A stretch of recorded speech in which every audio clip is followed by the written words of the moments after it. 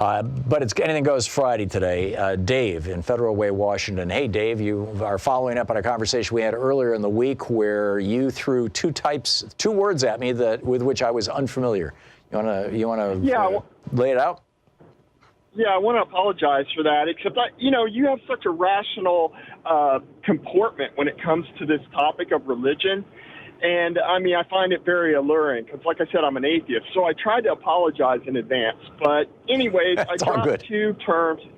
Yeah, one was epistemic and the other is anomic, which, right.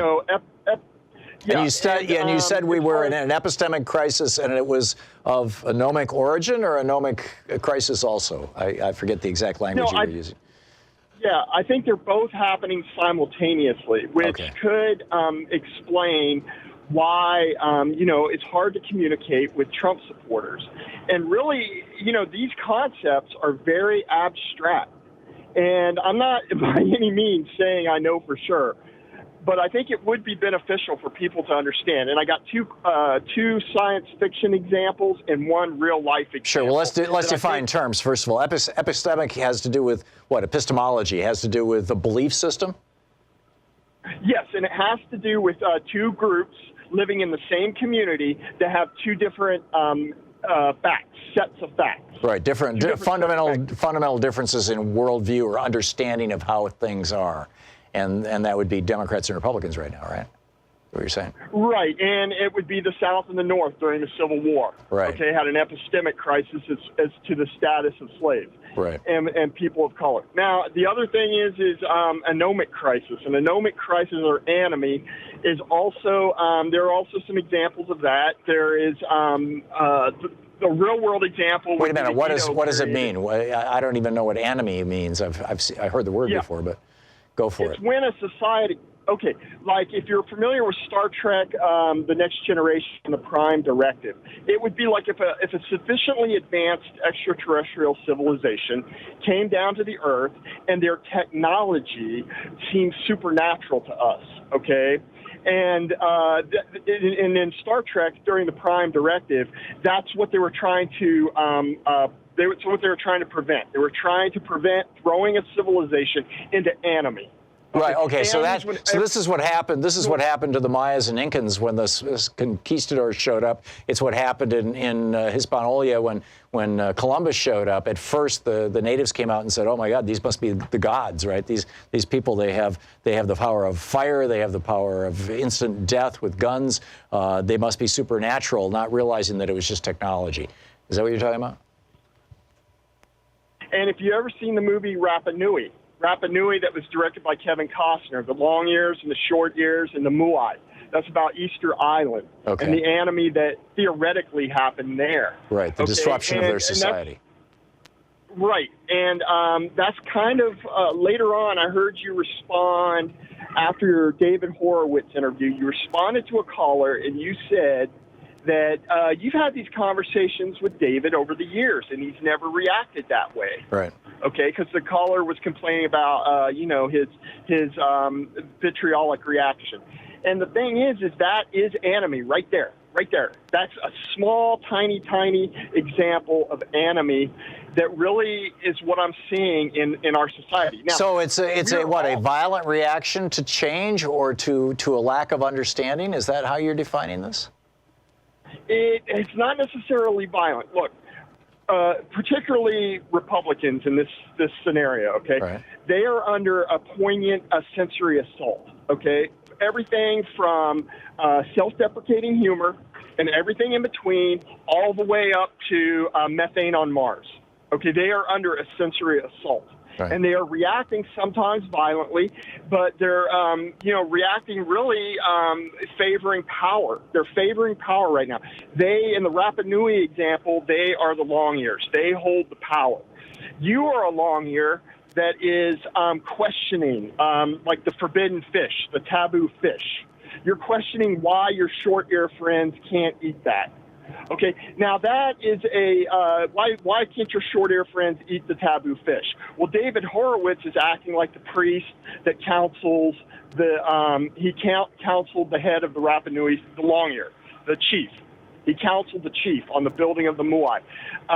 He's trying to hold on to power because, like I said, their whole perspective on reality is being called into question by things that are completely arbitrary, things that are not, and a lot or at least appear arbitrary to them.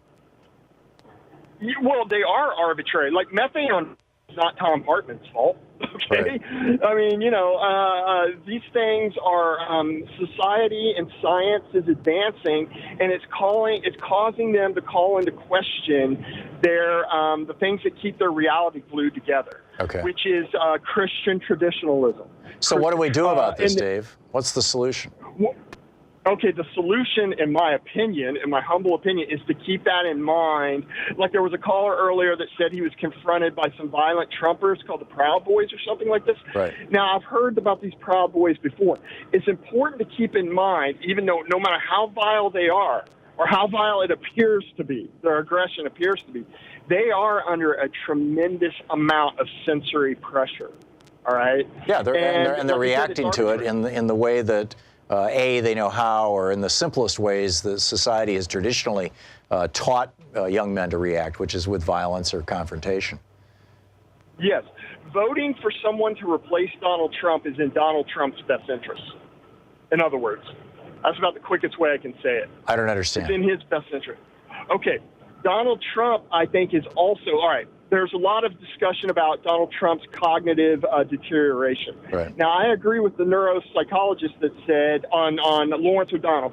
She said that, no, as far as she can see, Donald Trump is not in pre-stage Alzheimer's or whatever. No, he's normal cognitive decline for somebody in their early 70s. I mean, you start losing words here and there, but that doesn't mean that you've lost it.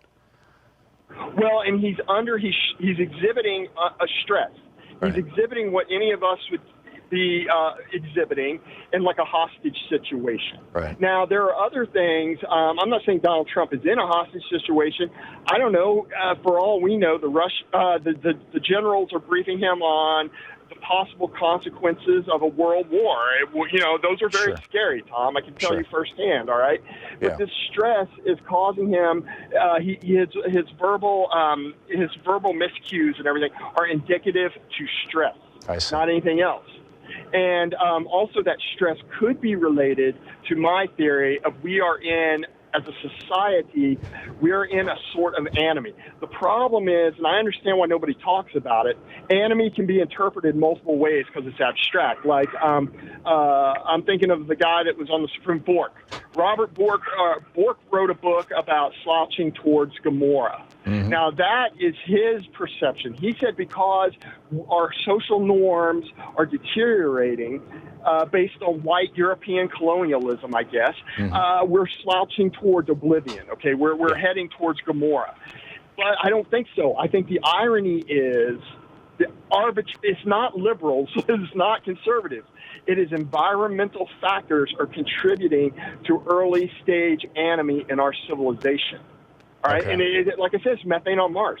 Yeah, methane's an organic compound. I mean, I don't see what methane on Mars has to do with any of this, Dave. But I get your larger point. And well, yeah, where you saw it with European, Catholicism, early Catholicism, and Magellan and Columbus. The Earth was flat. The Earth was flat. That is the accepted doctrine. That was the accepted dogma. But science was showing that was not true. Although we now know actually that at the time of Columbus, every sailor in the world knew that the world wasn't flat. They just, that was just the convenience of map makers. Right, and if that, I don't know if that's the best example of anomie or not, because a lot of people, a lot of civilizations survive it. So the bottom line, what you're suggesting is that technology, and not just scientific technology, not just electronic technology, but literally like the technology of democracy, the technology of social technology, essentially, have and the technology of of democracy. Countries all around us are going to national health care systems and decent pay and good benefits and things like that, and we can't, and we're not, and instead we're declining. Rich people are getting richer and richer. The average working people are losing more and more of their assets and of their ability to function, and the consequence. So this is that anomie, and out of that comes different belief systems, thus the epistemic crisis, right?